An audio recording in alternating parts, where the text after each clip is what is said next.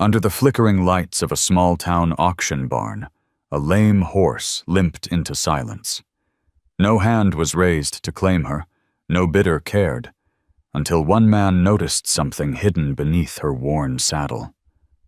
What he found was not just a torn piece of leather, but the first whisper of a truth buried for years, a secret that would change his life and the town's forever.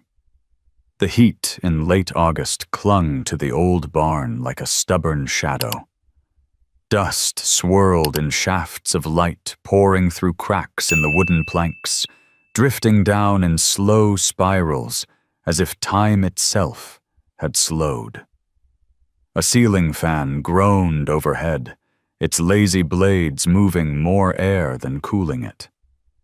Rows of folding chairs filled the hall, occupied by ranchers in faded hats, denim jackets, and boots worn thin by years of work on stubborn soil. The air smelled of pine shavings and horse sweat, mixed with the faint sweetness of hay stored too long. Beneath it all lingered the scent of rusted iron. Metal gates and hinges that had witnessed decades of livestock traded, fortunes lost, and hopes bartered. A hush hung in the barn, not the hush of reverence, but the kind that came when people agreed without words that this part wasn't worth their attention.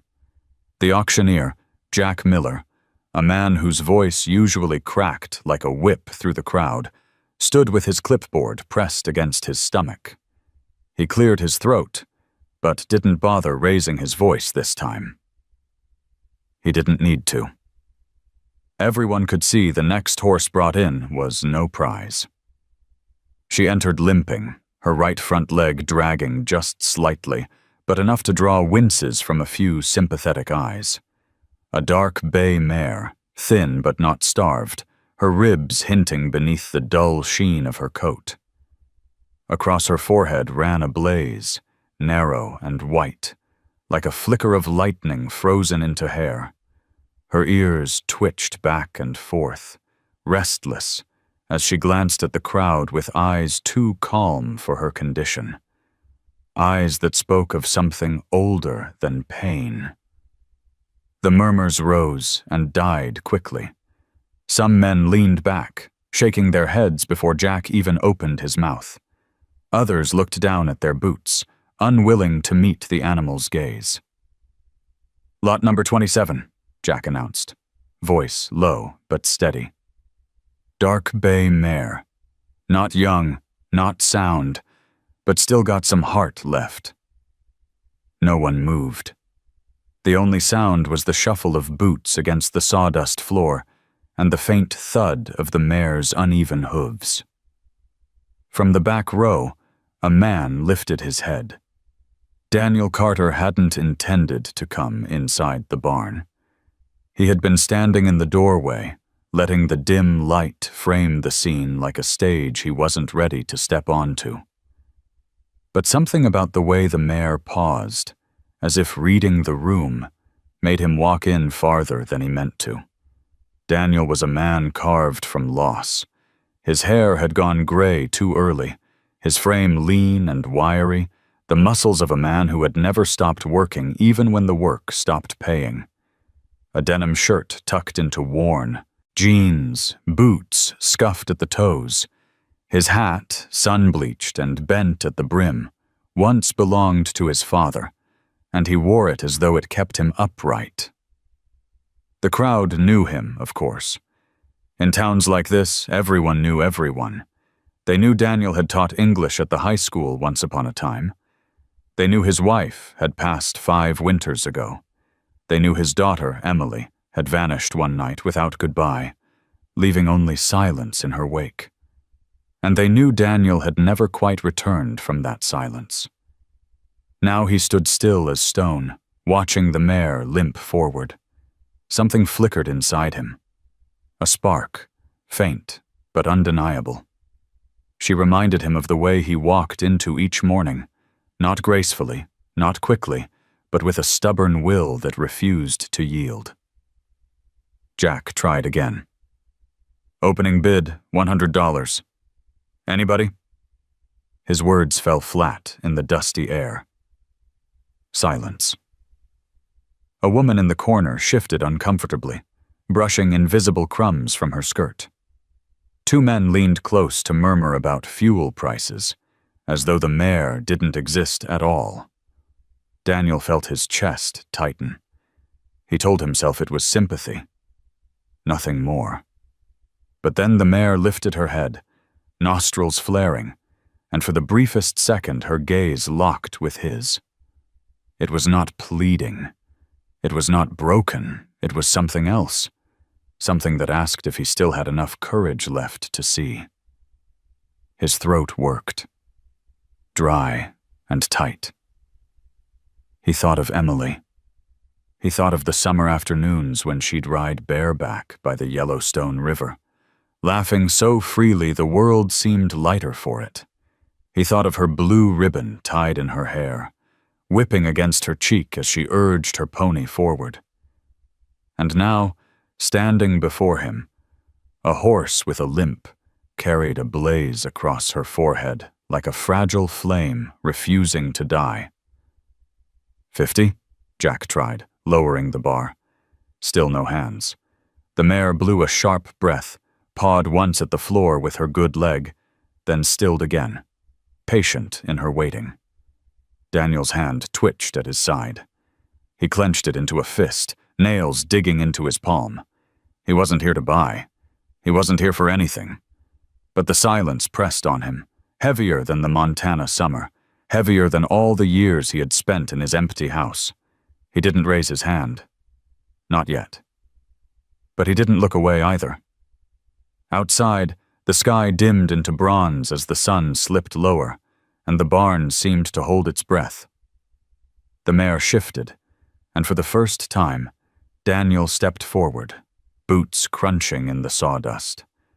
The sound drew eyes. A few whispered his name. The auctioneer paused, startled. Daniel reached the edge of the pen and rested one hand against the rail. The mare turned her head toward him, ears flicking, body tense, but not fearful. The connection hung in the air, quiet, fragile, undeniable. Jack cleared his throat again, a slow grin forming. Well, folks, looks like we might have ourselves a bidder after all. Daniel didn't answer. He just kept his eyes on the mare.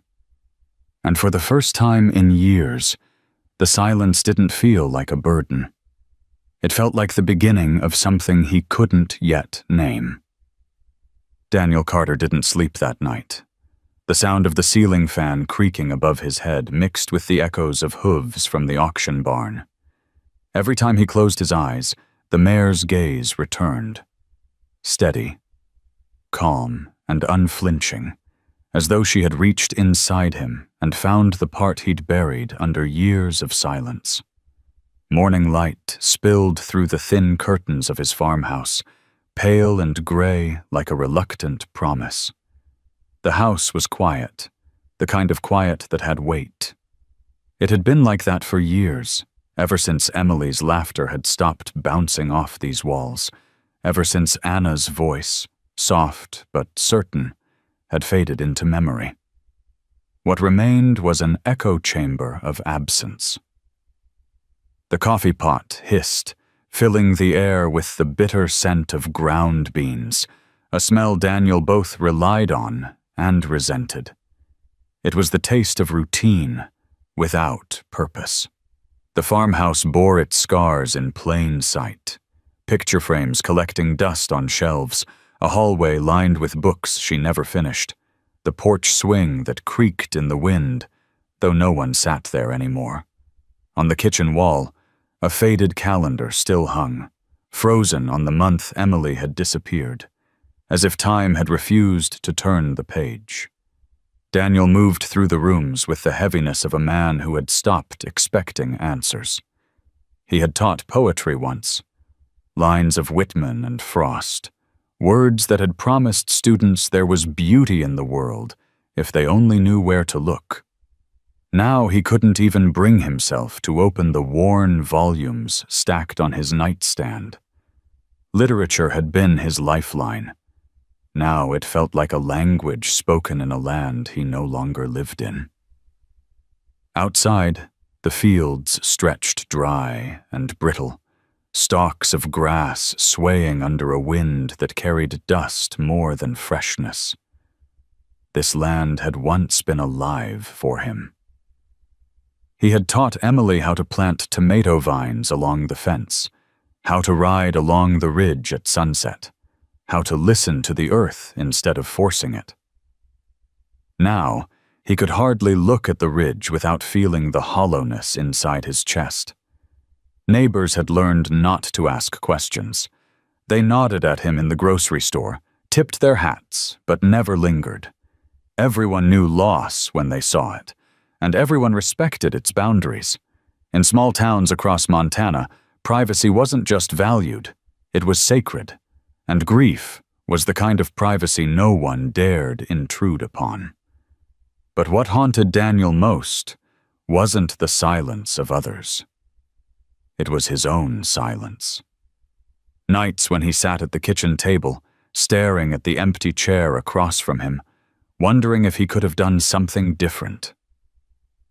Days when he walked by Emily's old room and stopped himself from opening the door, because he knew the sight of her unmade bed and the notebook on her desk would split him in two.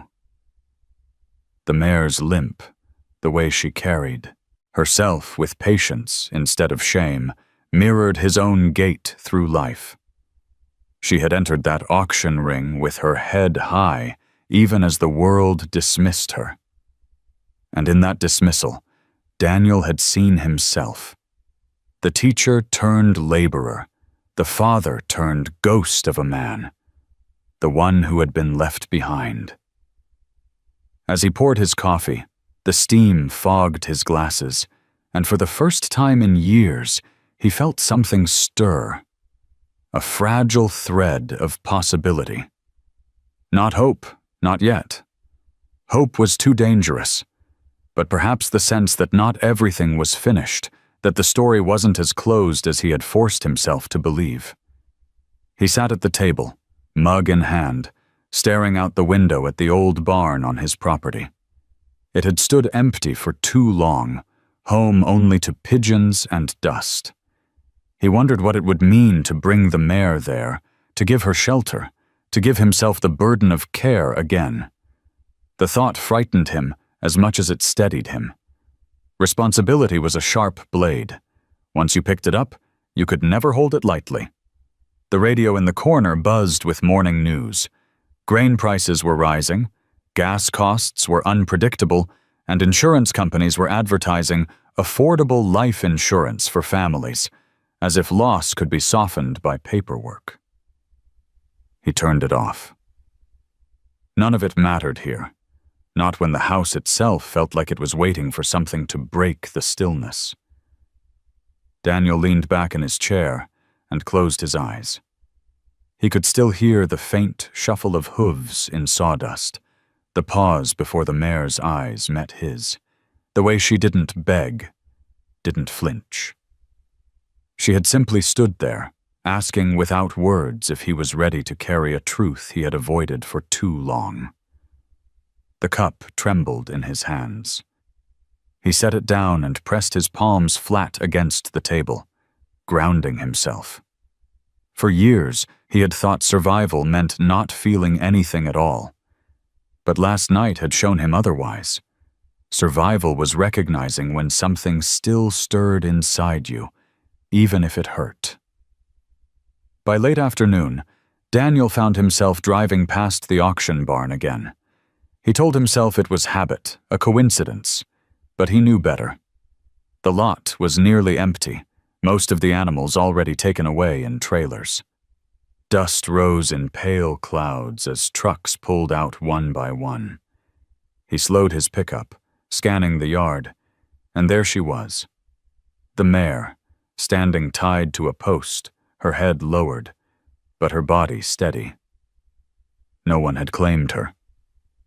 He pulled over, his chest tight. The auctioneer Jack stood nearby, clipboard under his arm, talking to a ranch hand.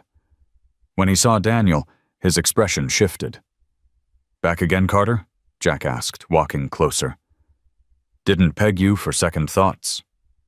Daniel's voice was quiet, nearly swallowed by the wind. "What's going to happen to her?" Jack shrugged. "Hard to say. Might end up on a truck out east. Might sit a while. You know how it goes." His tone was casual, but Daniel heard the finality in it. The mare lifted her head then, ears pricking toward him. For the second time in 2 days, their eyes met. It was like standing on the edge of a cliff, the ground uncertain, the air sharp. Daniel swallowed hard. He had nothing left to lose. Or maybe, he realized with a shiver, he had one last chance not to lose everything. And that was the moment the decision began to form. Fragile, but unshakable, in the quiet heart of a man who had already lost the world once. The mare's hooves echoed softly against the wooden floor of Daniel's barn as evening fell.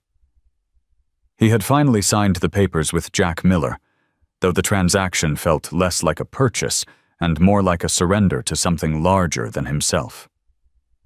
Now the animal stood inside a stall that hadn't been used in years, her breathing steady, eyes following every movement he made. Daniel leaned on the rail, unsure what to do with his hands. It had been decades since he had cared for a horse. Back then, it was Emily who had begged him to teach her, insisting on saddling her pony on her own. He remembered the way her small hands had tugged on the leather straps, her laugh bubbling whenever he corrected her. That memory pressed against him now, sharp and sweet, and he let out a breath he didn't realize he'd been holding. Grace, that was the name he had chosen, shifted her weight, her limp obvious even in the stillness. He had meant the name as a quiet prayer, though he wasn't sure who he was praying to anymore. She nosed the stall door, then lowered her head as if in concession. Daniel stepped closer, offering his hand. She sniffed once, then pulled away. Not rejection, exactly. More like hesitation. The saddle she had arrived with sat on a wooden bench in the corner, its leather cracked, edges frayed, and stirrup straps worn thin. He couldn't bring himself to throw it aside. Something about it tugged at him, the way an old book draws you to open its pages even when you know the ending. He ran a hand across the worn seat, feeling the indentations where years of riders had pressed down. It was then that he noticed it, the uneven stitching along the underside. At first glance, it looked like a repair, but the thread was different, newer than the rest. He turned the saddle over, his fingers tracing the seam.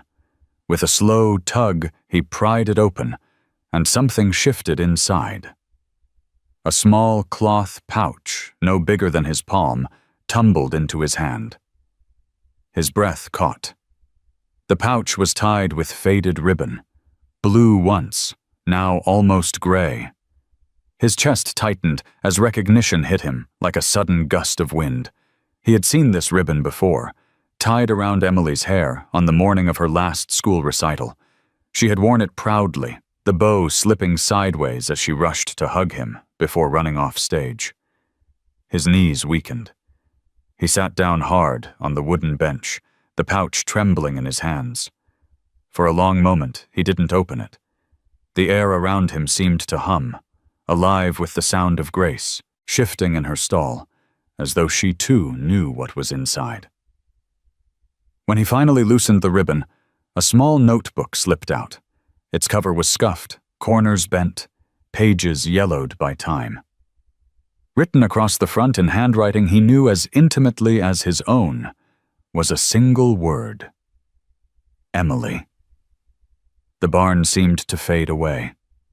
He flipped the first page and saw her handwriting, round, uneven letters pressed hard into the paper. If I ever disappear, trust Grace. The words blurred as his vision swam. He closed the notebook, pressing it against his chest, as if he could pull her voice through the paper and into his heart. Grace let out a low nicker, soft but insistent, and he turned his head toward her. She stood still, her eyes fixed on him, ears tilted forward. "Did she leave you with this?" His voice cracked, rasping in the shadows. The mare blinked once, then lowered her head as though answering.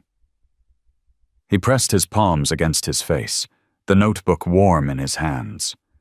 For years he had begged for any sign, any hint that Emily was still out there, that her absence wasn't the end of everything. And now, here it was, tucked beneath the saddle of a horse everyone else had dismissed as worthless. Outside, the wind shifted, carrying with it the smell of dry grass and distant rain.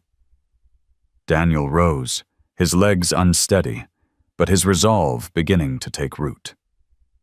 He placed the notebook carefully on the workbench and untied the rest of the pouch. Inside lay a scrap of cloth embroidered with flowers, delicate stitches that could only have been Emily's.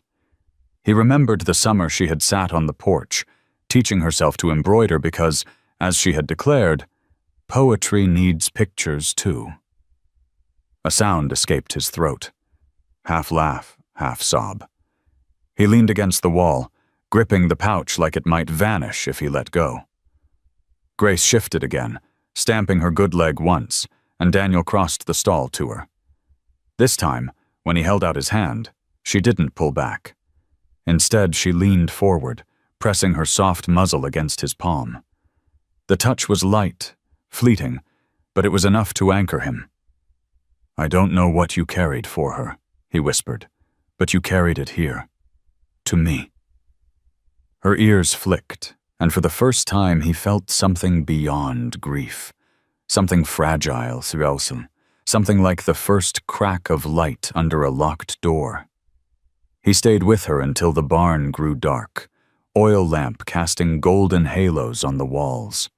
When he finally left, the notebook tucked safely inside his jacket, he knew the silence of his house would no longer be the same. It was no longer empty. It held a question, a path, and the faintest echo of his daughter's voice. The next morning broke with a sky the color of pewter, clouds hanging low over the Yellowstone Valley. Daniel stepped outside with the notebook pressed close to his chest. The cool air smelled faintly of sagebrush and rain, carrying the kind of stillness that always seemed to arrive before a storm. He had not slept. His mind had replayed the words scrawled in Emily's handwriting again and again until dawn. "If I ever disappear, trust Grace." The barn door creaked as he pushed it open. Inside, the mare lifted her head, ears flicking at the sound of his boots crunching against the straw. For a moment, she simply regarded him, eyes dark and steady, as if she had been waiting all along. Daniel hesitated, then spoke the name softly, testing it on his tongue. "Grace." The word carried through the dust-filled air like a prayer. The mare shifted, her tail swishing once. She didn't come forward, but she didn't turn away either. Daniel tried again, louder this time, his voice trembling but firmer. "Grace." She snorted lightly and stepped toward him, limping but unashamed. The sound of her uneven hooves echoed in the barn, a rhythm that matched the uneven beat of his own heart. Daniel extended his hand. She lowered her head, and this time touched his palm with her muzzle. The contact was brief, but in that moment, Daniel felt as though the years of silence around him had cracked open, letting a sliver of light pour in. He set the notebook gently on a hay bale, then turned back to her. Her coat was dull, patches rough where rain and neglect had worn her down. He fetched a brush from an old tack box, its wooden handle scarred from use. When he began to stroke along her neck, she tensed, muscles shivering beneath her skin. "It's all right," he murmured, voice low and steady, like he used to speak to Emily when she was a child afraid of storms. "You're home now." Little by little, Grace relaxed. Her breathing steadied, the rise and fall of her ribs matching the rhythm of the brush. Daniel's movements slowed, each stroke carrying the weight of memory. He remembered standing behind Emily on summer afternoons, watching her groom her pony with the same patience, humming songs off-key. He had thought those days would last forever. When he finished, Grace turned her head slightly and rested her muzzle against his shoulder. The warmth of her breath soaked through the fabric of his shirt. Daniel closed his eyes, swallowing hard against the knot rising in his throat. He wanted to believe this was trust, not just a weary animal leaning for support. He wanted to believe she was carrying Emily's message not only in a notebook, but in her very being. The storm finally broke that afternoon. Rain hammered against the roof, rattling the tin until the whole barn seemed alive with noise. Daniel stayed inside with Grace, oil lamp flickering against the walls, casting their shadows together in long, wavering lines. He spoke to her in broken sentences, words he had not said aloud in years. "I thought I lost everything when Emily left," he admitted, voice nearly drowned by the rain. "But maybe she left a part of herself with you." Grace blinked slowly, head lowering as if in acknowledgement. Daniel reached out and touched the blaze on her forehead. The narrow white streak shaped like a flame. It glowed under the lamplight, a beacon in the dark storm. Hours passed. When the rain eased, Daniel led her outside to the corral. The air was thick with the smell of wet earth, and the mountains in the distance glistened under a thin veil of mist. Grace limped along beside him, but her pace was steady, her head held high despite the awkwardness of her gait. Daniel leaned against the fence, watching her explore the mud-softened ground.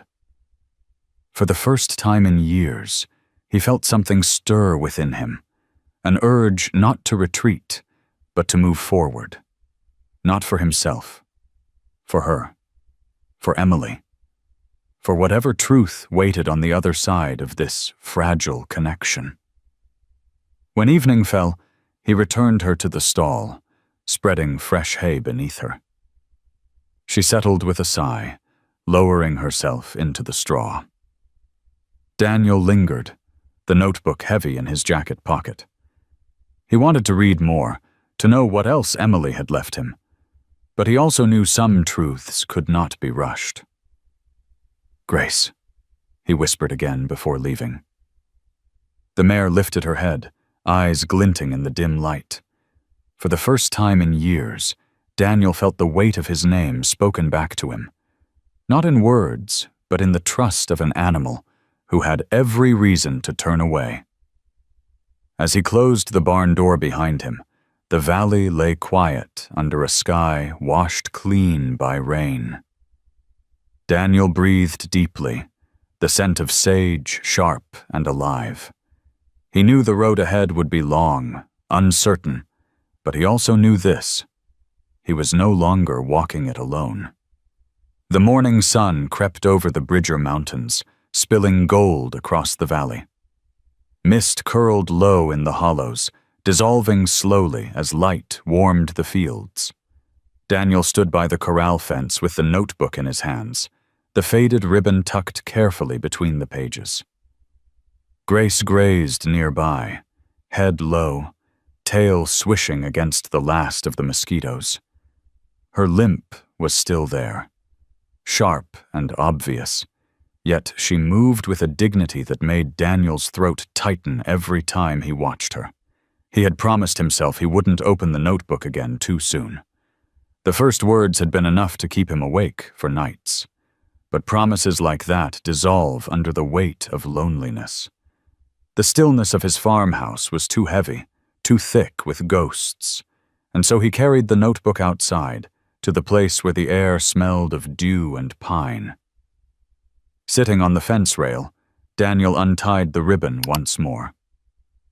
His fingers trembled as he opened to the second page.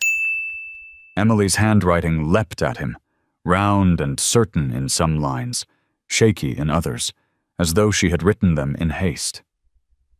Dad, I don't know if you'll ever find this. I don't know if Grace will ever carry it back to you. But I needed a place to put the words I couldn't say out loud. Daniel's breath caught. He leaned forward, elbows pressed to his knees, reading as if the page itself were breathing. Sometimes I feel like the world is too heavy. People smile, but their eyes don't. I keep hearing things I'm not supposed to hear, whispers at the edge of town. I want to run, but I don't know where. Grace is the only one who listens without asking questions. The ink smudged in places, as if a tear had fallen and blurred the words. Daniel's hand pressed hard against the paper, trying to steady himself. He remembered Emily's eyes at 13, full of defiance and mischief, and then later at 17, distant, shadowed. He had convinced himself it was just adolescence, that every young woman needed her own secrets. Now he saw how wrong he had been. Grace lifted her head then, ears twitching toward him, as though she sensed his unraveling. Daniel glanced up. Their eyes met, and for the second time that week, he felt as though Emily were standing there too, speaking through the mare's steady gaze. He turned the page. A river helps me breathe. When I'm by the Yellowstone, I feel like I can let go of the noise. Grace likes it too. She walks into the water without fear, even when the current pulls. Sometimes I think if I could follow that river far enough, it would carry me somewhere safe. Daniel closed his eyes. He remembered those summer days vividly. The riverbank scattered with smooth stones, the smell of cottonwood leaves baking in the sun, Emily's laughter as she splashed into the shallows with bare feet. He remembered warning her not to go too deep, and the way she would roll her eyes before obeying, pretending to be annoyed. The memory pressed against him like a weight and a gift at once. His hand shook as he turned another page. This time there were no full sentences, just fragments. He was there again at the fair. He always watches. I can't say his name. No one would believe me. Grace knows when I'm scared. She stands in front of me, like a wall. The words ended there, the page torn where it seemed more had once been. Daniel's pulse thundered in his ears. He clutched the notebook to his chest and inhaled sharply. The air smelled of horses, wet earth, and something sharper. The metallic taste of dread that settled on his tongue. He closed the notebook with care, tying the ribbon once more. He could feel his own breath shaking as he slid it into his jacket pocket. Standing, he leaned against the fence, watching Grace. She chewed calmly, flicking her tail, as if the world's heaviness didn't belong to her. "You kept her safe," he whispered, voice hoarse. "At least for a while." Grace turned her head at the sound, and for a fleeting second, Daniel thought she understood. That afternoon, Daniel walked into town. The streets were alive with ordinary sounds. The clang of the diner's door, children calling as they rode their bikes, a radio blaring country music from an open window. Yet Daniel moved through it like a ghost, the words from the notebook echoing in his skull. He was there again at the fair. At the hardware store, men leaned against the counter, discussing interest rates on farm loans and the rising cost of feed. Insurance posters hung on the walls. Protect your family's future. Affordable life insurance for farmers. The slogans made Daniel feel hollow. How could paper promises guard against shadows that lived inside a child's eyes? He left quickly, the bell above the door clanging too loud. As dusk fell, Daniel returned to the corral. Grace stood by the fence, her blaze catching the last of the light like a torch. He rested his hands on the rails, watching her. The unease coiled in his chest, pressing harder than before, but beneath it was something else, too. Resolve. He had lived years in silence, letting grief carve him hollow. But Emily's words had survived, hidden and carried by a horse no one wanted. Now those words were in his hands, and the silence was no longer an option. "Grace," he said into the twilight, the name settling on the air like a vow. "We'll follow this trail together, wherever it leads." The mare pawed once at the ground, her ears pricked forward. Daniel felt the weight of memory pressing down, but he also felt something rise within him, a fragile but undeniable will to uncover what Emily had left unsaid. The night closed in around them, stars blooming slowly above the valley. For the first time in years, Daniel didn't feel abandoned beneath their light. He felt chosen. The morning after reading Emily's words, Daniel walked into town with the weight of the notebook pressed against his chest like a second heartbeat. The streets of Livingston were calm, paved in the rhythm of routine. Shop windows gleamed with harvest decorations, pumpkins stacked beside bales of straw, banners advertising the upcoming county fair. Yet beneath the brightness, there was something subdued, something that hummed in the pauses between greetings. At the diner, the bell over the door jingled as he stepped inside. Conversations halted for a second too long, like a skipped breath. Then they resumed, lighter, forced. The waitress, a woman who had once taught Sunday school alongside Anna, smiled politely but didn't ask how he'd been. She placed a coffee cup in front of him and retreated as though distance itself were a kindness. Daniel stirred the dark liquid, watching the swirl of cream dissolve, and listened. The men at the corner booth spoke in low voices about drought insurance, about government subsidies for hay, about a neighbor who had sold his land rather than risk another lean winter. Their words buzzed with practicality, but behind them Daniel heard something else. Avoidance.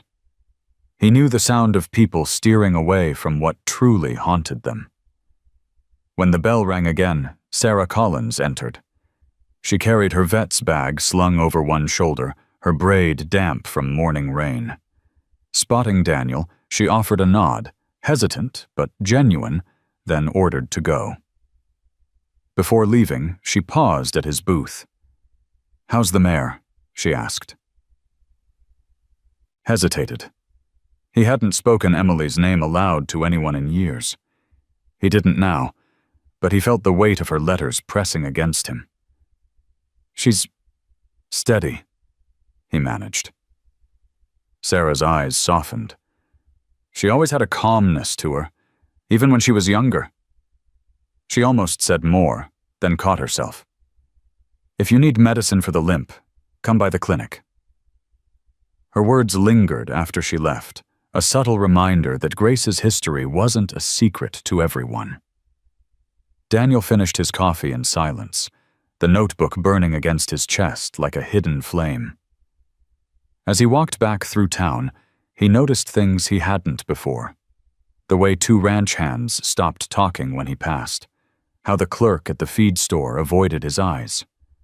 It wasn't cruelty. It was fear, or guilt, or both.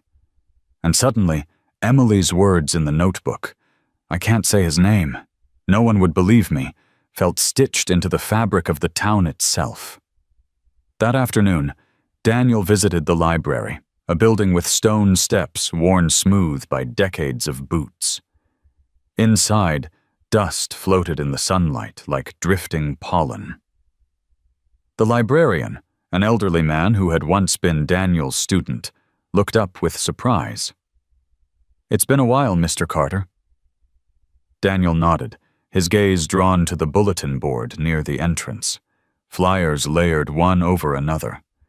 Church potlucks, life insurance seminars, ads for solar panel financing. The surface of small-town life looked busy, modern even, but Daniel sensed what lay beneath it. The same silence that had swallowed his daughter. He checked out nothing, just stood among the shelves until the smell of old paper made his chest ache. Emily had spent hours here, curled in a chair with novels too advanced for her age, her face lit with a hunger for stories. She had once told him, "Books don't lie, Dad. People do." The memory chased him out into the evening air. The sun sank low, casting long shadows across Main Street. A boy pedaled past on a bike, laughing, his dog racing alongside. The sound should have been ordinary. Instead, it struck Daniel like an echo of what he had lost. When he reached home, Grace was waiting at the fence line, her head lifted, ears pricked. She seemed to know he carried more than groceries. She seemed to sense the weight of unspoken things. Daniel approached slowly, letting his hand rest on the rail. "I saw it today," he told her quietly. "The way they won't look at me, the way they avoid her name. They all know something. They've known all along." Grace snorted softly, stepping closer, her blaze catching the last of the daylight. Daniel let his hand slide along her neck. Her warmth steadied him, grounding him against the swell of anger and sorrow that threatened to undo him. That night, in the stillness of the farmhouse, he opened the notebook again. The next page carried only a single line, jagged and hurried. "If I vanish, follow the whispers. They will lead you to the truth." Daniel stared at the words until they blurred. He could hear the whispers already, in every pause, in every averted glance in town. Emily had left him not just a clue, but a challenge. To listen. To pry apart the silence that had buried her story. He closed the notebook gently, placed it on the table, and looked out the window toward the barn, where Grace stood like a sentinel against the night. His daughter's voice had crossed years of absence to reach him. Now, it was his turn to follow. The banners went up along Main Street a week before the fair. Bright cloth in red, white, and blue snapped in the wind, strung between light poles that hadn't held much joy in years. For most of the town, the annual summer fair was an anchor, proof that life still circled back to celebration, no matter how hard the winters had been. For Daniel, the fair was a wound. He hadn't walked its aisles since the night Emily vanished.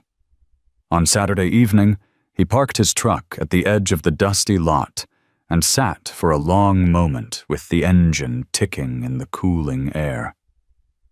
The smell of fried dough drifted across the field, sweet and heavy.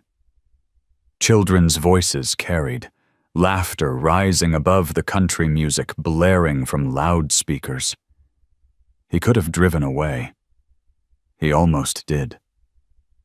But the notebook's last line haunted him. "Follow the whispers. They will lead you to the truth." He stepped out, boots sinking slightly into the dry earth, and walked toward the lights. The fair sprawled across the park, rides spinning with neon, food stalls dripping grease and sugar, the livestock pens lined with ribbons. Everything glowed with the false brightness of festivity. Daniel moved slowly, as if through a dream, his eyes catching every familiar corner. He passed the cotton candy stand where Emily once begged him for extra tickets. She had come away with pink sugar stuck to her cheeks, grinning like the world belonged to her. He saw the game stalls where she'd thrown darts at balloons, determined to win the smallest stuffed horse on the rack. He remembered her spinning in a white sundress, laughing as she danced to the fiddle music by the stage. But there had been a moment, quick, sharp, when her laughter had broken. He hadn't understood it then. Tonight, as he walked those same paths, the memory struck harder. Emily had tensed when someone stepped close. She had stiffened under a gaze Daniel had been too blind to notice. He carried that blindness like a stone in his gut now. Near the beer tent, he caught fragments of conversation. Two older men hunched over their cups, voices low.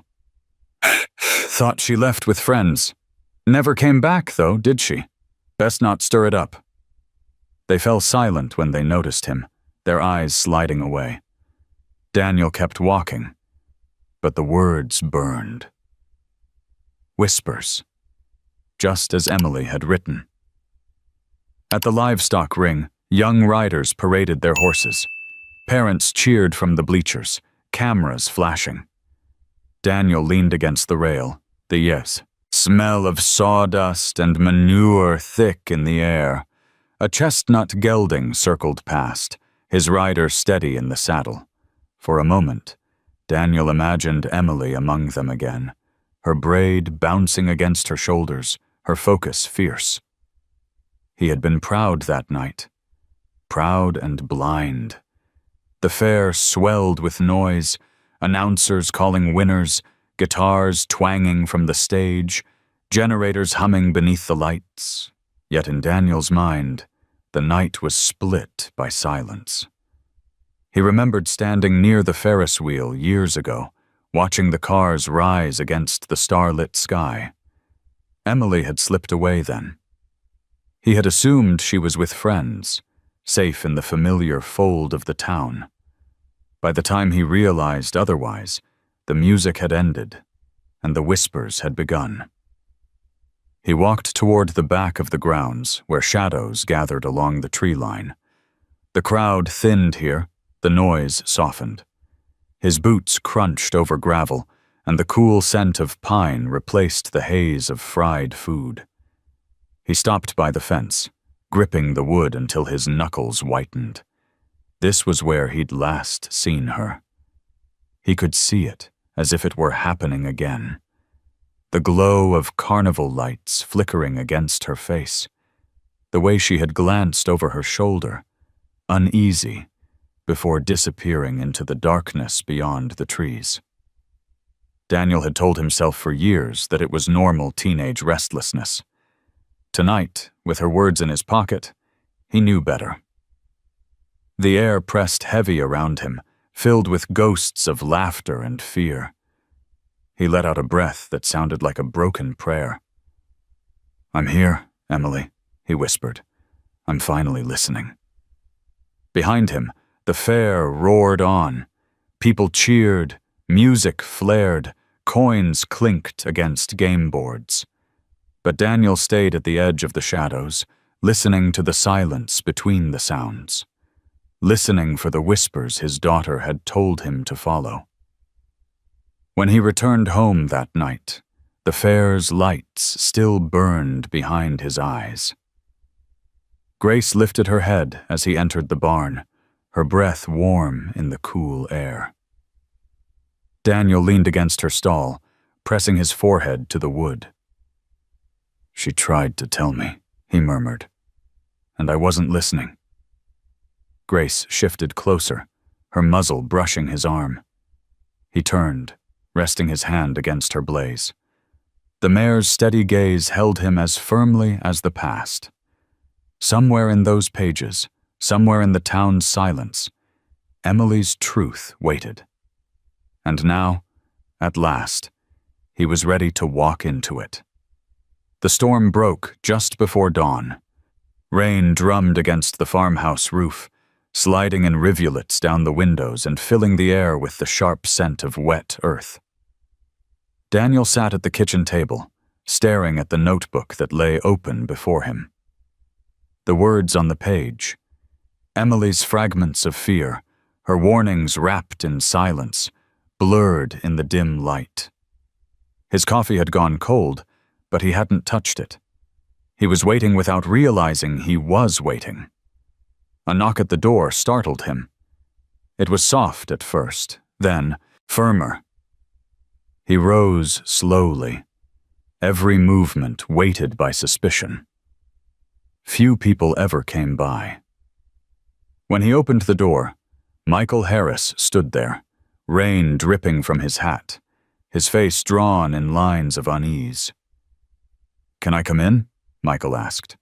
His voice was rough, hesitant. Daniel stepped aside without a word. Michael removed his hat, setting it on the counter, and stood for a long moment without speaking. He had once been Daniel's closest friend, a fellow teacher at the high school, someone who used to join his family for Sunday dinners. They hadn't spoken more than polite greetings in years. Finally, Michael sank into a chair, rubbing his hands together as though to warm them. "I should have come sooner," he said, staring at the floor. "A long time ago." Daniel folded his arms, the weight of silence pressing between them. Michael looked up, and in his eyes Daniel saw something raw. Shame, maybe, or a burden carried too long. "The night of the fair," he began, voice low. "I saw Emily." Daniel's breath caught. The rain outside seemed to fade, leaving only the hammering of his pulse. "You saw her?" Michael nodded. She wasn't alone. She was with Tom Reynolds. The name landed like a stone in Daniel's chest. Tom, wealthy rancher, respected, a man whose influence stretched across the county. He had been Daniel's neighbor, drinking buddy, the man who had offered help after Anna's funeral. "I thought—" Michael's hands shook as he tried to explain. "I thought it was nothing. She was 17, maybe just talking, but she looked different, uncomfortable, scared. I should have stepped in. I didn't." Daniel gripped the back of a chair, his knuckles whitening. "Why are you telling me this now?" Michael swallowed hard. "Because I can't keep carrying it. Every time I see you, it feels like I'm looking at my own cowardice. I knew you were searching for answers, and I kept quiet. I told myself it wasn't my business. I told myself Tom was too powerful to cross. But Emily, she deserved better than my silence." The words cracked open something inside Daniel, rage and sorrow twisting together. He wanted to shout, to strike, to demand why Michael had waited all these years. But instead, his voice came out as a whisper. "She wrote about it. In her notebook. She wrote she couldn't say his name. She was afraid no one would believe her." Michael flinched, his face crumpling. She was right. That's why I stayed quiet. I was afraid of losing my job, my land, afraid of what Tom could do. He pressed a trembling hand to his mouth. "I'm sorry, Daniel. God, I'm sorry." The apology rang hollow against the years of silence. Daniel turned away, staring out the window where rain streaked the glass. Grace stood in the corral beyond, her coat slick with water, head lowered against the storm. She was steady, enduring, as she always was. "You saw her that night," Daniel said, his voice low but steady now. "And you chose yourself over her." Michael didn't answer. He bowed his head, shame heavy in his silence. Daniel let the weight of the moment settle, the storm raging outside in rhythm with the storm inside him.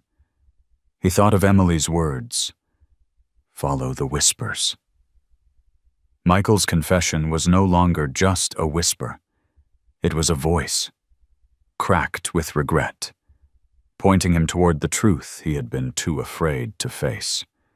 When Michael finally rose to leave, he looked smaller, diminished. "I don't expect forgiveness," he said quietly. "I just needed you to know." Daniel didn't reply. He watched as his old friend stepped into the rain and disappeared down the muddy road. Left alone, Daniel sank into a chair, his hands trembling against the notebook. He opened it again, tracing the lines of Emily's handwriting. Every word now felt heavier, as though her voice was pressing him forward. The truth was closer than it had ever been, but so was the danger of what it might reveal. He lifted his head and looked again at Grace through the rain-streaked window. She raised her head, too, ears pricked, as if she understood. Daniel whispered, almost to himself, "We're not done. Not yet." The storm eased by evening, leaving the valley drenched and shining. The sky cleared in streaks of silver light, and Daniel stepped outside to stand by the corral. Grace came to the fence, pressing her muzzle against his hand. Her touch was grounding, solid, reminding him that no matter how heavy the past, he was no longer walking it alone. The sky was a pale wash of blue when Daniel saddled up his truck the next morning, though he didn't drive far. He couldn't shake Michael's words, couldn't ignore the image of his daughter disappearing into the night with Tom Reynolds looming nearby. The name tasted bitter on his tongue now, like ash. Tom, pillar of the town, benefactor of the fair, the man people toasted with whiskey at Christmas suppers, the man Daniel had once called a friend. Daniel had seen Tom's ranch 1,000 times from the road. It spread across the valley like a kingdom, its fences stretching farther than the eye could follow, its barns painted fresh every spring. Today, he turned onto the gravel drive with his jaw clenched tight. The truck rattled as it climbed toward the white farmhouse, its porch lined with geraniums that spilled red against the wood. A picture of prosperity, respectability. Grace wasn't with him this time. She remained in the corral, her dark eyes following as he left, her muzzle pressed to the fence rail. He carried her strength with him, the way she had leaned into his hand the night before. But he knew this step was his alone. Tom sat on the porch, as if he had been waiting. A glass of amber whiskey rested in his hand, though the hour was barely past noon. He looked older than Daniel remembered, but no less sure of himself. His broad shoulders filled the chair, his silver hair combed neatly back. When he rose, it was with the measured pace of a man accustomed to being obeyed. "Well, if it isn't Daniel Carter," Tom said, his voice rich with practiced charm. "Haven't seen you up here in a while. What brings you out?" Daniel didn't bother with pleasantries. He stepped onto the porch and set the notebook down on the small table between them. The ribbon fluttered in the breeze like a flag.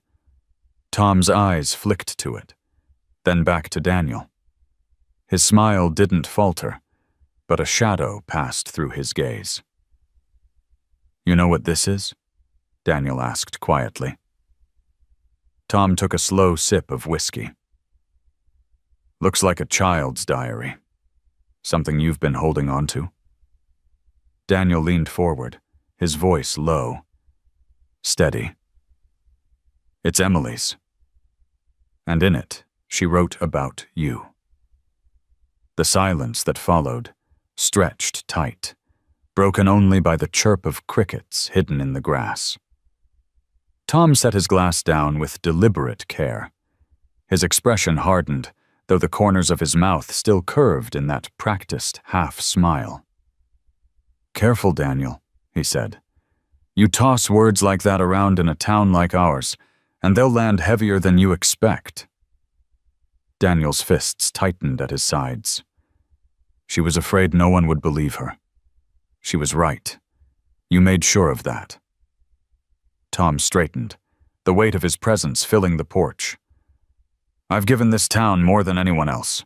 Jobs, land, fairs, donations. They know who I am. They trust me. Who do you think they'll believe? Me, or a broken man clinging to a horse and a notebook?" Daniel's chest burned, but he didn't flinch. "I don't care if they believe me. I care that they hear her. She's not gone, Tom. Her voice is here, and I won't let it stay buried." For the first time, Tom's smile slipped. It was a flicker, but Daniel saw it. The crack in the mask. The truth hid there, behind the arrogance, behind the whiskey. He pressed harder. "You were with her that night," Daniel said. "Michael saw you." Tom's jaw tightened. His glass tipped slightly in his hand before he set it down again. "Michael talks too much," he muttered. Then, louder, his voice regaining strength. "You should be careful which ghosts you chase, Daniel. Some doors are better left closed." The warning carried weight, but Daniel stood taller, finding in himself a strength he hadn't felt in years. "I've lived with silence long enough. I won't live with lies." They locked eyes, two men bound by years of history now split by a truth too heavy to ignore. The air between them hummed with unspoken threats. Finally, Tom leaned back in his chair, reclaiming his mask. "You won't get far with that notebook," he said softly. "This town knows where its bread is buttered, and it isn't on your table." Daniel picked up the notebook, tucking it against his chest. "Then I'll make sure they hear her outside of town, if I have to." For a moment, Tom said nothing. Then, he gave a thin, humorless smile. "You always were stubborn." Daniel turned without answering. As he walked back to his truck, the sun broke free from a cloud, washing the ranch in gold.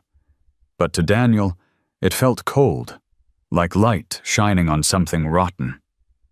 He drove home with the gravel spitting under his tires, his hands tight on the wheel. His heart pounded, not from fear, but from a clarity that left no room for retreat. He had looked Tom in the eye and seen the crack.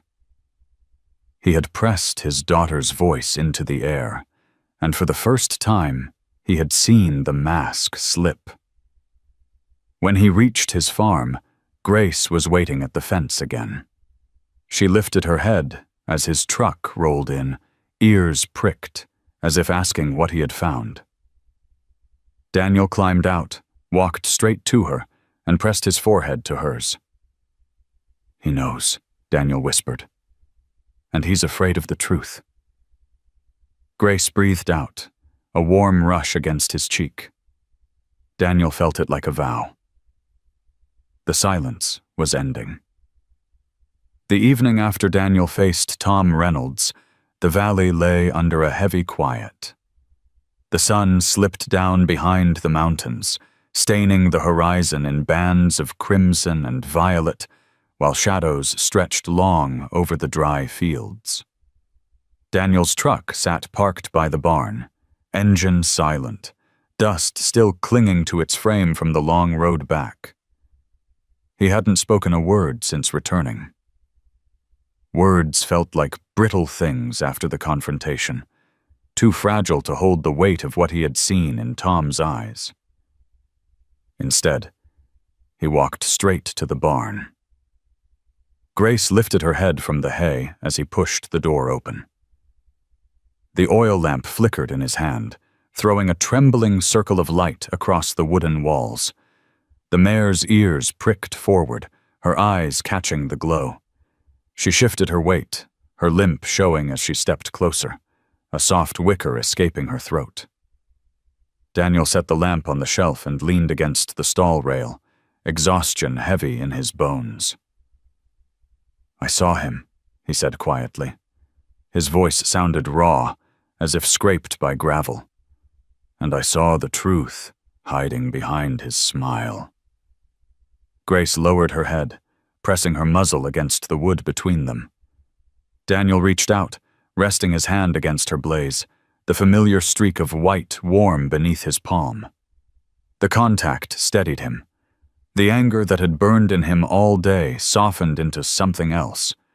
Sorrow, yes, but also a kind of fragile relief. He wasn't chasing ghosts anymore. There was flesh.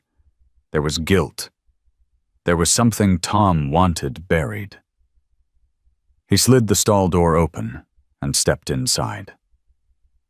Grace didn't move away. She stood still as he stroked her neck, the rhythm of his hand slower than the rhythm of his heart. Her breathing filled the barn, even and steady, as if she carried a calmness he had forgotten how to hold. Daniel sank onto the old wooden bench in the corner of the stall. The straw rustled as Grace shifted to stand beside him. Her body radiated heat, and the smell of hay and horseflesh filled the small space, grounding him. He rested his head against the rough boards and let his thoughts unravel. "I should have seen it," he whispered. "All those years ago, I should have seen what she was trying to tell me." His voice broke, but the mare only sighed, her breath ruffling his hair. The hours passed slowly. The lamp burned low, shadows dancing across the beams above. Daniel pulled the notebook from his jacket pocket and turned it over in his hands, the ribbon trailing like a thread of memory. He didn't open it. Tonight wasn't about searching for more pain. Tonight was about staying still long enough to feel the weight of what he already knew. At some point, he dozed, his head dropping forward, until the soft nudge of Grace's muzzle woke him. Her warm breath brushed against his cheek. He blinked, disoriented, then smiled faintly, the first true smile he had managed in years. "All right," he murmured. "I'm still here." He rose, joints aching, and brushed straw from his jeans. Grace shifted back, giving him room, but her gaze never left his. In her eyes he saw not pity, not judgment, but something simpler. Presence. A refusal to abandon him.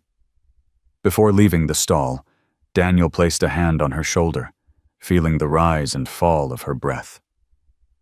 "Whatever comes," he said, "we'll face it together." The words were more than comfort. They were a vow spoken into the night. Outside, the fields shimmered silver under the moonlight. The farmhouse loomed against the dark, its windows reflecting nothing but emptiness. But here, in the barn, the silence felt alive. Daniel blew out the lamp and lingered in the darkness, listening to Grace's steady breathing. It was the sound of endurance, of a heartbeat that hadn't given up. When he finally stepped into the night air, stars spread wide overhead, sharp against the black. Daniel drew in a breath that felt different. Fuller. Steadier. The confrontation with Tom had shaken him, but Grace had reminded him that brokenness did not mean defeat. He walked back toward the house with the notebook under his arm, and the warmth of the mare's presence still lingering against his skin. Behind him, Grace shifted in the straw, settling with a sigh, her dark outline framed by moonlight. Daniel paused at the door of his farmhouse and looked back. In that moment, he understood something he hadn't dared admit before. Grace wasn't just carrying Emily's secrets. She was carrying him, too, keeping him from collapsing under the weight of silence. And for the first time in many years, Daniel didn't feel entirely alone in the night. The days after his confrontation with Tom blurred together, each one stretched thin with unease. Daniel moved through them as if waiting for something, though he could not have said what. He mended fences, stacked wood, brushed Grace's coat until it shone despite her limp.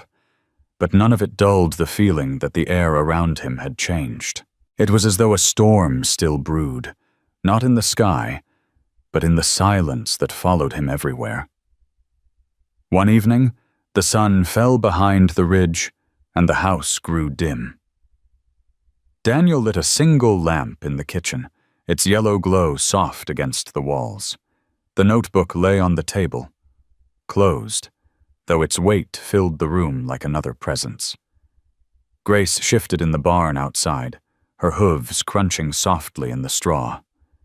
He took comfort in the rhythm of her movements, steady, alive, unyielding. The phone rang. For a heartbeat, Daniel thought he'd imagined it. The sound was so foreign, so out of place, that it jolted him upright.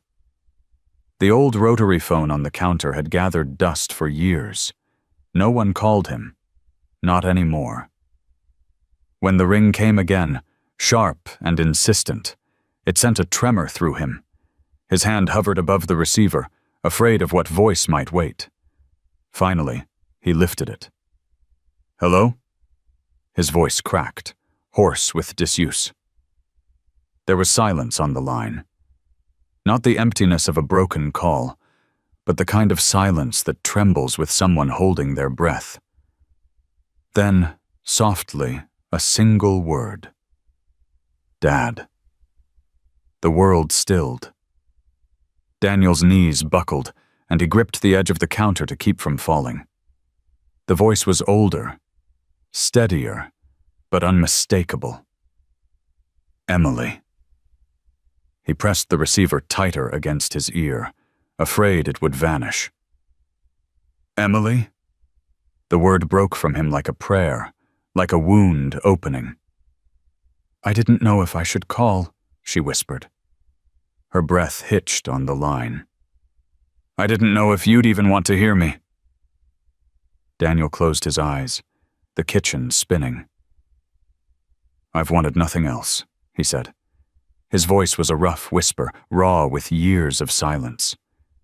"Every day, every night." There was a pause. He could hear her breathing. Fragile, but real. "I saw the notebook," he said quickly, afraid she might hang up. "Grace carried it back. I read your words." Emily exhaled sharply, like she'd been holding the truth in her chest for too long. "Then you know. You know why I left." "I know you were scared," Daniel said. His hand shook so hard the receiver rattled. "I know you thought no one would believe you, but I believe you, Emily. I believe every word." Her voice broke on the line. "I wanted to tell you so many times, but he had everyone. Everyone trusted him. I thought if I spoke, it would destroy you too." Daniel pressed his forehead against the wall, tears running freely now. "It destroyed me anyway," he whispered. "Not knowing, living in silence, but hearing you now." His throat closed, and he forced the words out. "It's enough to keep me breathing again."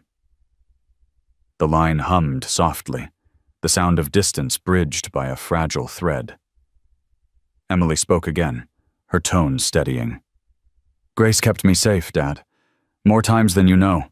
She was my shield. I left her behind because I knew she'd find her way back to you, to tell you I was still out here." Daniel looked out the window. In the barn, Grace moved in the shadows, lifting her head as if she sensed the call. He pressed the phone tighter, whispering, "She found me, and now you have too." For a moment, neither spoke. The silence between them wasn't empty this time. It was full of everything they had lost and everything that still bound them. "I can't come back yet," Emily said at last, her voice trembling but resolute. "It isn't safe. But I needed you to know I never forgot you, not for one day." Daniel's chest ached, but he smiled through the tears. "And I never stopped waiting, not for one day." There was a click, a rush of static, and then the line went dead. He stood in the kitchen, the receiver still clutched in his hand, the dial tone buzzing like a fading echo. Slowly, he set it down, his body trembling with exhaustion and wonder. The silence returned, but it was different now. No longer an enemy, but a companion carrying her voice inside it. Daniel stepped outside. The night air was cool, scented with sage and the faint sweetness of wet earth. Stars spread thick above the valley, sharp and clear. In the barn, Grace nickered softly as he approached. He laid his forehead against hers, closing his eyes. "She called," he whispered. His voice broke, but he kept speaking. "She called, Grace. She's alive." The mare breathed against him, warm and steady, as if sealing the truth with her presence.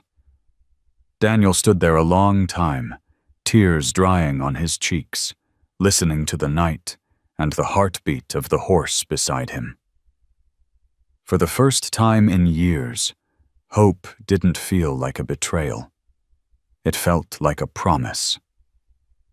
The night after the call passed in fragments of waking and dreaming.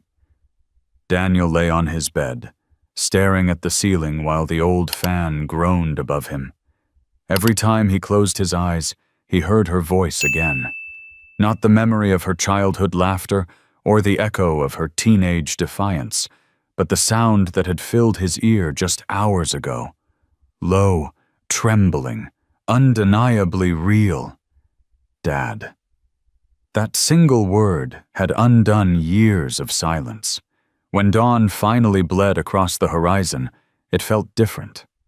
The sky wasn't brighter than usual, yet every streak of gold seemed sharper, more alive. Daniel rose slowly, his joints stiff, his mind unsteady from the sleepless night. He splashed water on his face at the sink, the reflection staring back at him less hollow than it had been yesterday. The lines of grief were still carved deep, but beneath them was something new. A current, a flicker, a reason to keep breathing. Outside, the world was waking. The pasture glistened with dew, each blade of grass tipped in silver. Meadowlarks sang from the fence posts, their calls carrying across the valley. In the barn, Grace shifted and snorted, impatient for her morning. Daniel walked toward her, his boots damp from the grass, and for the first time in years, he felt like the ground was steady beneath him. Grace greeted him with a "nicker," pressing her head against the stall door as he slid it open. He brushed her slowly, each stroke a meditation. Her coat gleamed under the soft light, though her limp remained, stubborn and pronounced. Daniel no longer saw weakness in it. He saw resilience, the same kind that had carried Emily's words back to him. He spoke aloud as he worked, the habit new but already necessary. "She called," he told the mare, though he'd said it the night before. "She's out there, Grace. She's alive." Grace blinked slowly, as if she had known all along. After chores, Daniel sat on the porch with the notebook on his lap. The ribbon was tied neatly again, holding the pages closed. He didn't open it. For once, he didn't need to. Emily's voice was no longer just ink on paper. It was breath, alive on the other end of a phone line. That was enough to steady him, to let him sip his coffee without the bitterness drowning him. Still, unease gnawed at the edges of his hope. Emily hadn't said where she was. She hadn't promised to return. She had spoken of danger, of reasons she couldn't explain. The call had been a gift, but also a reminder. The story wasn't finished. Later that morning, Daniel drove into town for supplies. The streets bustled with ordinary life. School buses rumbling, shopkeepers sweeping sidewalks, a group of teenagers laughing as they passed. For years, Daniel had felt separate from all of it, a man marked by absence. But today, he felt tethered again, if only by a thread. At the feed store, conversation swirled around him. Crop insurance, rising fuel prices, talk of solar panels for barns. Beneath it all, Daniel listened for whispers. He caught a few, fragments spoken just low enough to sting. "Saw Carter at Reynolds's place. He's stirring up old ghosts. That mare, the one that limps, isn't she his girl's?" Daniel didn't flinch this time. He carried Emily's voice inside him like armor. Let them whisper. Every word proved the truth was pressing its way to the surface. By afternoon, the weather turned crisp, the wind carrying the scent of pine down from the mountains. Daniel worked with Grace in the corral, guiding her gently in slow circles. Her limp made the gait uneven, but she moved with determination, ears forward, eyes bright. He walked beside her, matching her pace, as though the two of them were learning to trust the same uneven rhythm. When she stumbled, he caught her lead rope, steadying her. "Easy," he murmured. "We'll get there." The words weren't just for her. As twilight came, Daniel returned to the porch. The sky flared orange, then softened into indigo. He lit the lamp inside, but left the door open, listening to the night sounds. Somewhere beyond the horizon, Emily was alive. That truth alone had shifted everything. Still, he knew Tom Reynolds wouldn't stay silent forever.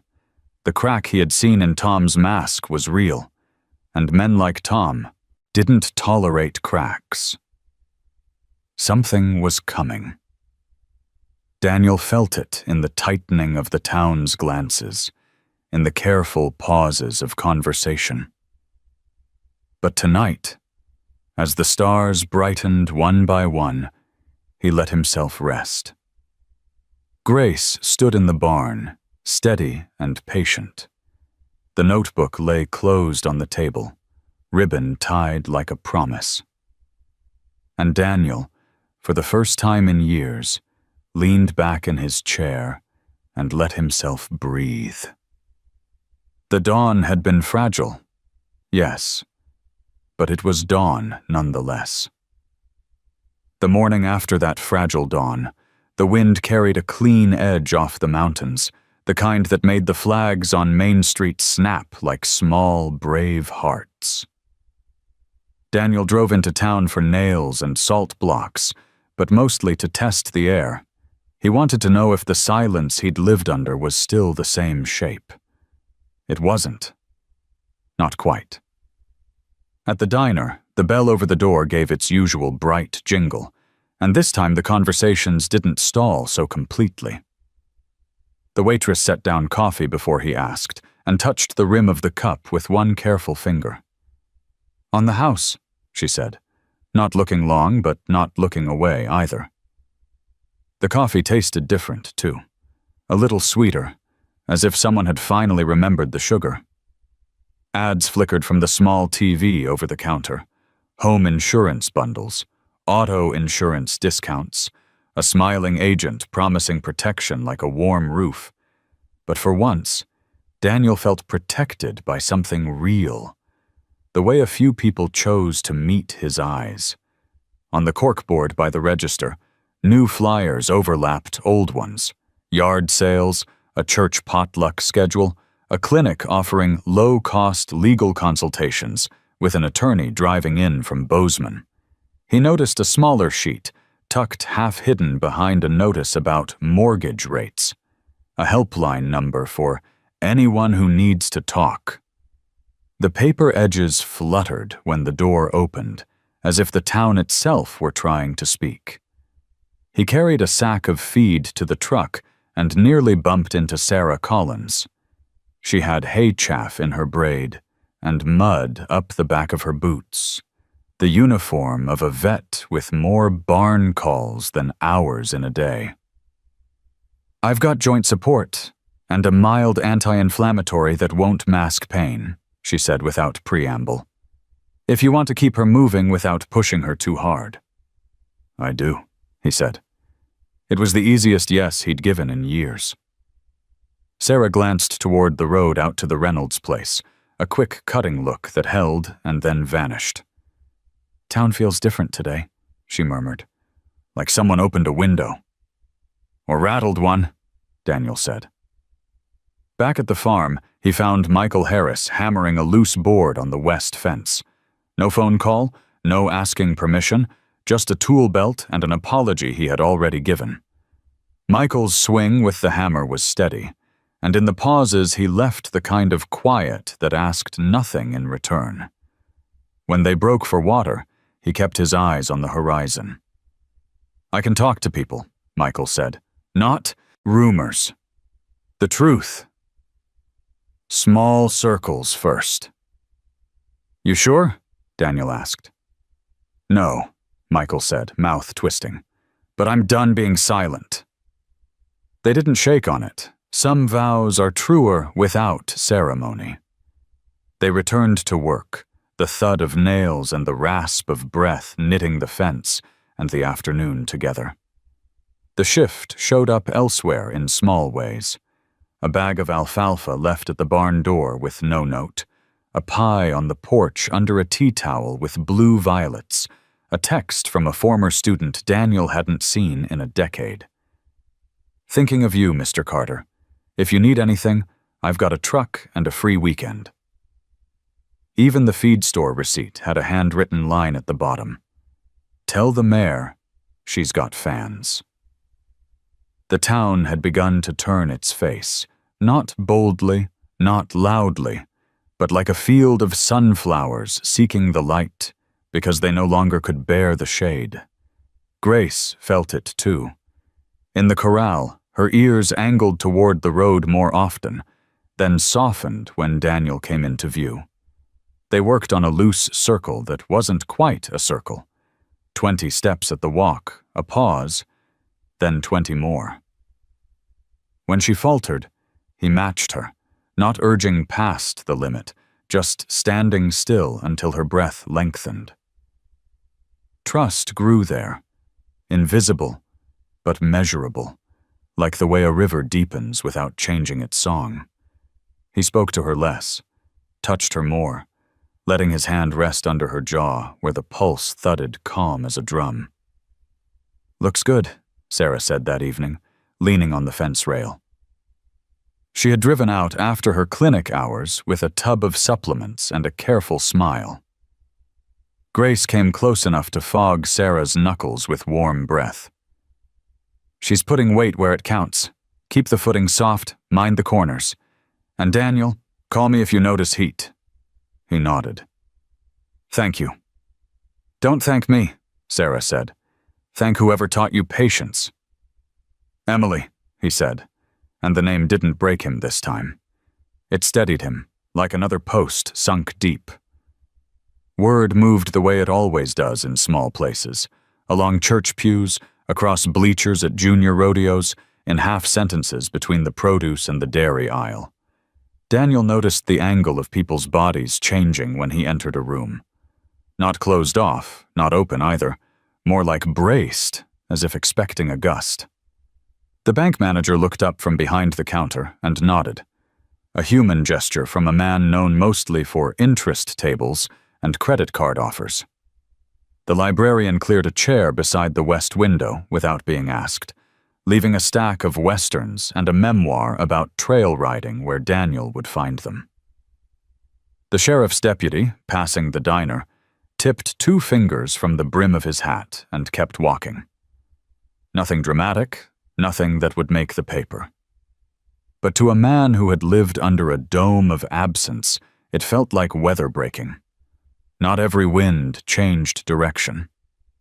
Near sunset, a black pickup rolled slow past the Carter place and didn't turn its head. Daniel recognized the Reynolds brand on the door even without reading the letters. The truck idled by the mailbox long enough to make the air feel smaller, then continued on, casual as a yawn. Grace lifted her head, nostrils flaring. Daniel laid a palm on her neck. "Seen storms before," he said quietly. She settled, because he did. Sunday came with a sky like enamel and air that tasted of cut hay. At church, the hymns rose, threads of voices that had sung together through births, blizzards, funerals, and bumper crops. Daniel stood in the back pew, elbows loose at his sides, and felt rather than heard the wavering point at which harmony becomes courage. Afterward, nobody cornered him, but nobody avoided him either. Mrs. Benson squeezed his forearm with floury fingers, left a recipe card in his palm with nothing written on it but pies on your porch. Don't argue. The pastor folded a bulletin around a phone number for a counselor 2 towns over. Quiet help, the only kind that lasts. On Monday, the school sent a message asking if he might read a poem to the seniors during homecoming week. Something about endurance. He typed yes, then sat at the kitchen table a long time, the notebook beside his elbow like a second heart. He didn't open it. He didn't need to. The words had already moved out of paper into air. Grace took the new days like she took everything, with attention. At dusk, Daniel led her out to the east pasture, where the ground sloped gentle, and the wind talked in the grass. They stood without moving. A deer ghosted the fence line, all tendon and shadow. A hawk rode the sky with slow wings. Sprinklers ticked somewhere far off, keeping time for people still betting on this land. When Grace leaned her shoulder closer, he leaned back, a counterweight to her patience. In town, window displays changed. Harvest wheat bundles tied with navy ribbons, a flyer for a visiting personal injury lawyer slid between ads for 4-H and calf roping, a new poster about planning ahead with life insurance pinned next to a blood drive. The commerce of protection, policies, papers, premiums, felt almost tender in its small way, yet Daniel knew what guarded him now couldn't be bought. It was the way 2 ranch hands stopped pretending not to see him and said, "Afternoon." The way Michael, at the co-op, spoke a sentence out loud and left it to stand. Some of us were wrong to be quiet. That night, wind rattled the cottonwoods and carried the smell of wood smoke from a neighbor's stove. Daniel wrote Emily's name on an index card and tucked it under the salt shaker. Not a shrine, not a talisman, just a place for the living syllables to rest. He walked to the barn with a lantern and found Grace dozing, hind foot cocked, lip soft. He didn't wake her. He stood and watched until the world slowed to the pace of her breath. The town had not chosen a side. Towns rarely do. It had simply begun to tip, and Senya, almost imperceptible lean toward listening. Maybe that was all anyone could ask. Maybe that was how truth made its way forward, not with verdicts, but with the quiet, repeated decision to face one another in daylight. Leaving the barn, Daniel paused at the door and looked back. "We keep walking," he said. The words felt like they belonged to both of them now. Grace flicked an ear. Somewhere beyond the dark ridge, a truck rumbled, a dog barked twice, and silence spread again. Wide, workable, like a field waiting for seed. He latched the door and stepped into the night with the sense, not certainty, not yet, of ground beginning to hold. The town was shifting. It might shift back. But for the first time in years, it was moving at all. The first frost came quietly, veiling the fields in silver. Daniel woke to see the world sharpened by cold, each blade of grass stiff as glass, each fence post crowned in white. He pulled on his old canvas jacket and stepped into air that smelled of pine smoke and frozen earth. His breath puffed in clouds as he crossed the yard toward the barn, where Grace was waiting. She moved stiffly that morning, her limp more pronounced against the brittle ground. Daniel opened the stall, brushing the frost from her mane with steady hands. "You don't hide it," he murmured. "You carry it like it's part of you." Her dark eyes met his, calm and unwavering, and he realized that what he had once pitied now looked like strength. The limp wasn't weakness. It was proof that she still moved forward, no matter what. They walked together into the corral. Daniel kept pace with her uneven rhythm, not pushing her into circles but matching her steps stride for stride. He found that his own body eased when he followed her lead. She paused when pain demanded it. He paused too. She advanced when ready. He advanced beside her. It was less training than a kind of prayer, a lesson whispered in movement instead of words.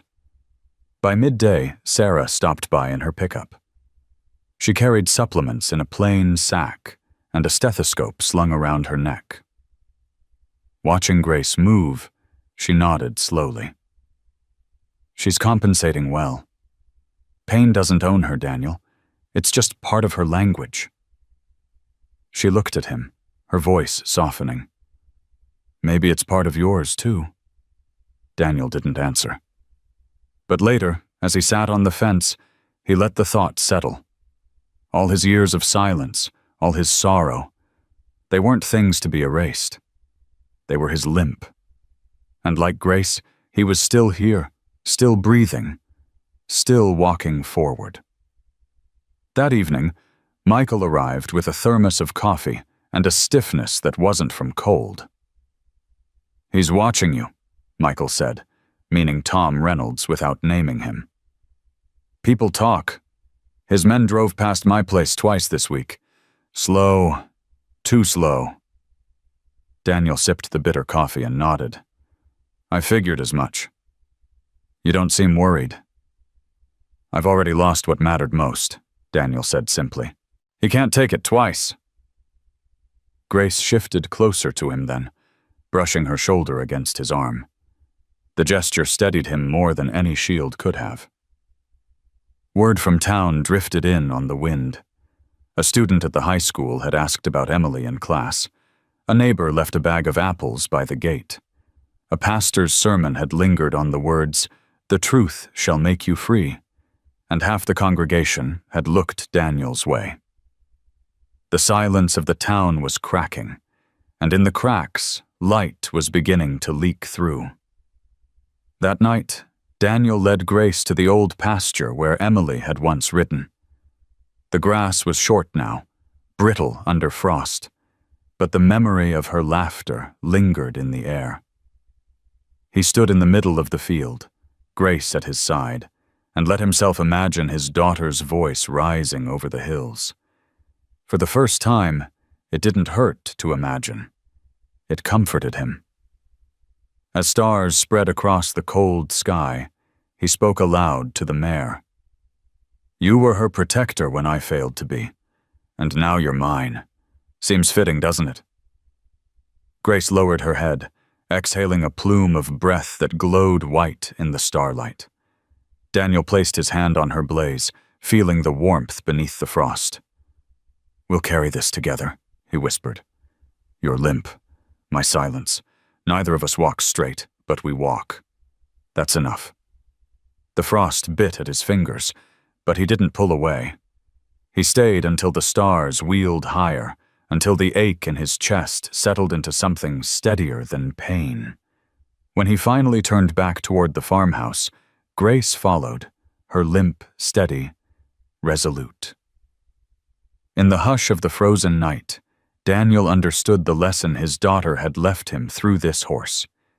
Endurance was not the absence of wounds, but the decision to keep moving with them.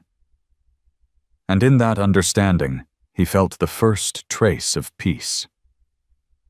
Autumn deepened over the valley, painting the cottonwoods in gold and fire. The air turned crisp enough to carry wood smoke across miles, and the evenings came earlier, shadows stretching long across the Carter farm. Daniel rose each day with the same quiet ritual. Tend to Grace, check the fences, sip coffee on the porch while the mountains caught the first light. Yet inside him, the rhythm had shifted. The silence he once carried like a weight had become something else, a vessel full of memory and fragile hope. The call from Emily lingered in every corner of the house. He heard her voice when he set a plate on the table, when he walked past her old room, when he stood in the barn brushing Grace. She was out there, alive. He didn't know where, and he didn't know if she would ever come home, but he no longer lived in absence. He lived in connection. The town, too, had changed in small but permanent ways. At the diner, people greeted him without hesitation. At the feed store, the clerk handed him change with both hands, looking him in the eye. Sarah stopped by often, bringing small things, a bag of oats, a thermos of soup, and staying long enough to share a laugh that sounded like something normal. Michael kept working fences, shoulders straighter, as though speaking the truth had returned a piece of himself. The whispers hadn't disappeared, but they had softened, shifting from avoidance to acknowledgement. One evening, as frost crept back over the ground, Daniel lit a lantern in the barn and spread Emily's notebook on the workbench. He read it slowly, page by page, even the smudges and torn edges, as if each mark were her hand still moving across paper. When he finished, he didn't cry. Instead, he felt a calm he had never expected, a calm born of knowing that Emily's words had crossed years to reach him, that her truth was alive, even in fragments. Grace stood quietly beside him, her limp more pronounced in the cold, but her presence steady. Daniel rested a hand on her blaze, feeling the warmth of her skin under his palm. "You carried her," he whispered. "Now you carry me. And maybe that's how we both keep going." The mare exhaled softly, a plume of breath rising in the lantern glow like incense. Later that week, Daniel walked with Grace to the far pasture where Emily used to ride. The grass was short, brittle with frost, and the river shimmered beyond the ridge. He stopped in the middle of the field, the mountains rising dark against the evening sky, and let the silence stretch. Grace stood beside him, ears pricked as if listening too. "I don't know if she'll ever come back," Daniel said aloud, voice steady. "But I know she's still part of this world. That's enough." The stars began to appear one by one, sharp against the indigo sky. Daniel tilted his face upward, letting the cool air sting his lungs. He thought of Emily's laughter, of Anna's steady voice, of all the echoes that had shaped his life. They weren't gone. They lived in memory, in breath, in the way Grace leaned gently against his shoulder. When they turned back toward the house, Daniel moved in rhythm with Grace's uneven gait. Each limp, each pause was part of the journey, not an obstacle. He no longer wished the limp away, hers or his own. Brokenness was not the opposite of strength. It was the proof of survival. The farmhouse windows glowed warm as they approached, light spilling onto the frost-covered ground. Daniel opened the door and stepped inside, closing it gently behind him. He placed the notebook back on the table, the ribbon tied neatly, and let his hand rest on it one last time. Not an ending. A continuation. A voice carried forward. Outside, Grace settled into the barn with a sigh, her breath fogging in the cold. Inside, Daniel sat by the window, watching the valley sink into darkness. He felt no need to fill the silence. The silence itself was full, of memory, of promise, of love that had never died. The echo remained, and for the first time in years, it was enough. And that was Daniel's journey, with Grace, the lame horse no one wanted, who carried a truth no one dared to speak. If this story touched your heart, leave a simple comment below. Just type 0 if you felt the pain, or 1 if you still believe in hope. Don't forget to subscribe, because the next story may be the one that heals a part of you you never knew was broken.